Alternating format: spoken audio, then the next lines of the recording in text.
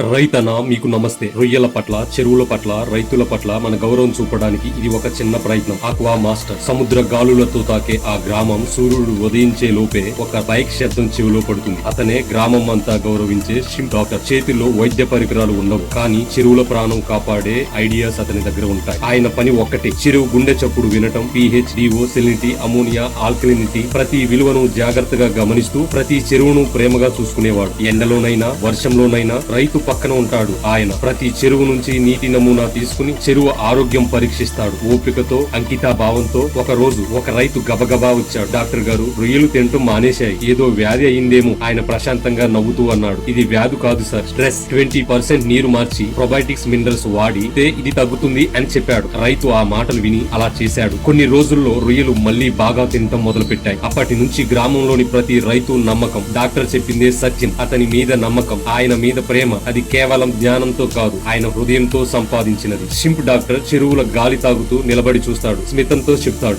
ఆరోగ్యమైన చెరువుకు కేవలం నీరు కాదు, శ్రద్ధ కూడా అవసరం. అతనికి పేరు ఉండకపోవచ్చు, కానీ ప్రతి విజయవంతమైన హార్వెస్ట్ లో ఆయన ముద్ర ఉంటుంది. రైతుల నవ్వులు తెప్పించే చెరువులకు జీవం ఇచ్చే నిజమైన హీరో షింప్ డాక్టర్. ఈ వీడియో మీకు నచ్చితే లైక్ చేయండి, మీ అభిప్రాయాలు కామెంట్ లో చెప్పండి. మన ఆక్వా ఫ్రెండ్స్ కి షేర్ చేయండి. మన ఆక్వా మాస్టర్ ను ఫాలో చేయటం మర్చిపోవద్దు.